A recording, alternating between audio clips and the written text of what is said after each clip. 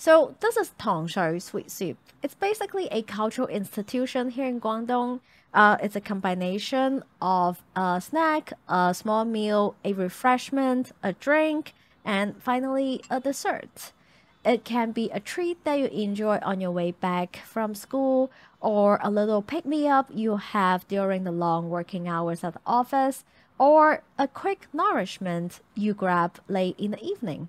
It's mostly presented in the form of soup, and on the confusingly long array of items at Tongshui shop's menus, you will see grains, beans, nuts, fruits, herbs, eggs, dairies, etc. And this Tongshui culture, it doesn't just stop in the Cantonese food world. From coastal China to Vietnam to Thailand, even throughout Southeast Asia, this form of light and delicate sweet soup can be seen as chè in Vietnam, or nam khang sai or gang bot in Thailand, or samalamik or ginadan in the Philippines. And they all carry similar traits: light, delicate, refreshing, and nourishing.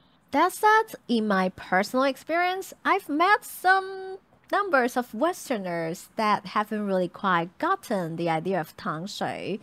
Well, I mean, I love Western desserts too, and I love a sinful piece of cheesecake. But to be honest, after a long, feeling big meal, the one of the last thing I want is probably a big piece of feeling cake.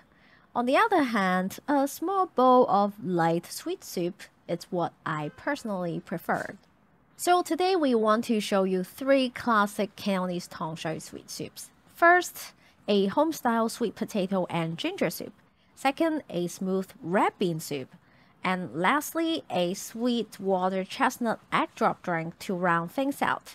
With the possible exception of red bean, which does take a little bit of a prep, these three soups are fantastic and delicious ways to have a quick snack or round out a meal. So first things first, sweet potato. This is such a classic that you can always get at Tongshui shops. And because it's also so ridiculously easy, everybody will just make it at home too.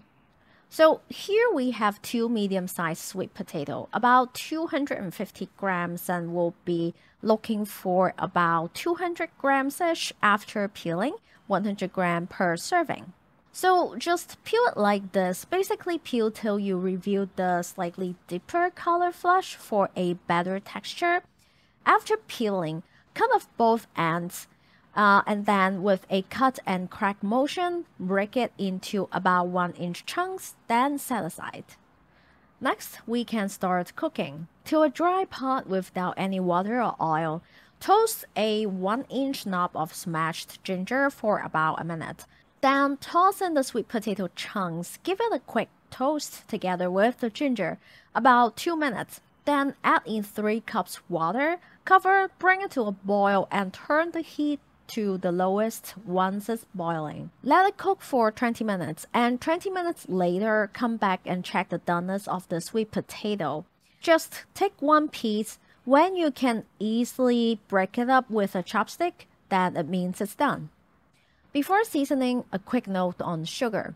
Cantonese Tong Sui usually uses slab sugar or rock sugar. For slab sugar, you should be able to find it at Mexican groceries under the name Jaggery. I believe that's how it's pronounced. If you can't find it, you can sub slab sugar with dark brown sugar. Meanwhile, for rock sugar, it's something between light brown sugar and white sugar.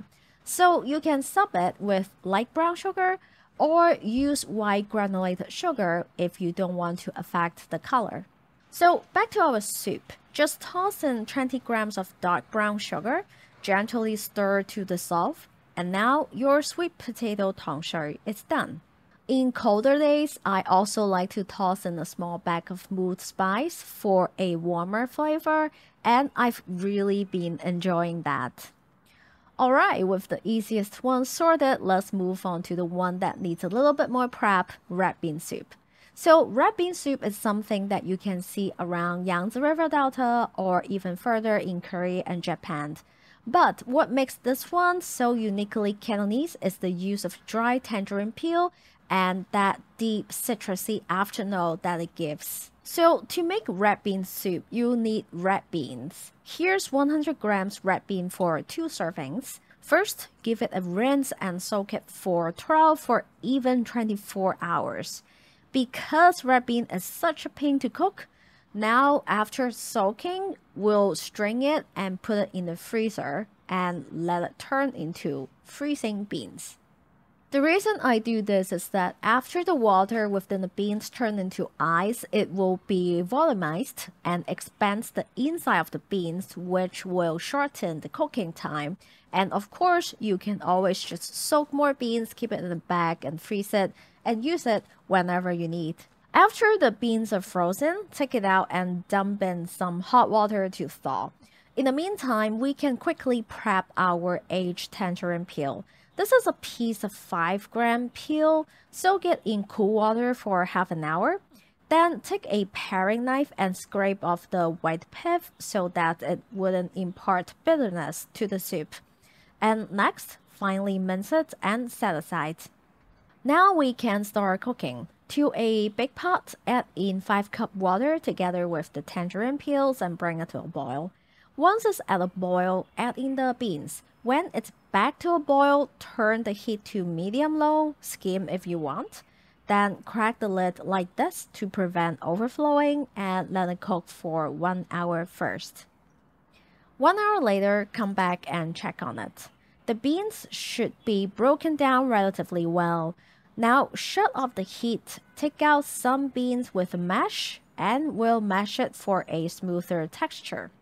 This step depends on how chunky you want your final soup to be. Personally, I like to mash about 80% of my beans for a very smooth texture, but if you like things to be very chunky, you can just skip this step. Just use a spoon to mash the beans in the strainer, scoop some of the liquid over to rinse out the mashed beans. Repeat till you only got the shells left and just discard the shells. Now, after finishing mashing your beans, we can turn the heat back on medium-low and then let it simmer for another half an hour. Half an hour later, the soup should be obviously thickened. Then add in 20 grams to 30 grams of rock sugar. Stir to dissolve. And then heat off your red bean sweet soup. It's done. This is great on its own, and it can be a great base for add-ins like sago, mochi balls, or even just a simple drizzle of coconut milk. Lastly, a quick and simple water chestnut drink. So water chestnut is a common ingredient in Cantonese Tong Sui and desserts because of its natural sweetness. And some of the classics include a pure water chestnut drink, aka Ma Tai Xiong, or a water chestnut drink with egg drops in, aka Bing Fa Ma Tai Lo, or one of my favorites around Zhanjiang area, which is a combination of water chestnut, sweet corn, and cassava balls. And today we'll be making the one with egg. So before we begin, let's quickly prep the couple ingredients. Here are 8 water chestnuts for 2 servings. Just peel it clean and give it a rinse. Then cut 4 into small pieces and smash the other 4 and give it a rough chop for some chunkier texture. As for thickening agent, we'll be using water chestnut starch. Just take 2 tablespoons of water chestnut starch, mix it with 2 tablespoons of water, stir well and make sure everything's smooth. Then set aside. Now we can cook. To a pot of 2 cups water, bring it to a boil. Once it's boiling, switch heat to medium and add in 20 grams of rock sugar. Stir to dissolve the sugar, then add in the water chestnut pieces. Bring it to a boil and let it cook for about a minute. Meanwhile, whisk an egg and set aside. 1 minute later, take the water chestnut slurry, then slowly add that into the soup. Keep stirring as you go, then once it's all added in and the soup thickens, use the stir and pour method and add in half the egg. and then heat off. And now your egg drop water chestnut drink is done. You can have it as it is right now or serve it cold for a more refreshing feeling. So we introduced 3 classic Cantonese Tong Sui today, but there is just so much more to this whole universe of sweet soups and light delicate desserts, and in the future we will definitely explore more of this kind of sweet soups with micro regional characteristics, because I'm like deeply in love of those and want to show you how awesome they all are.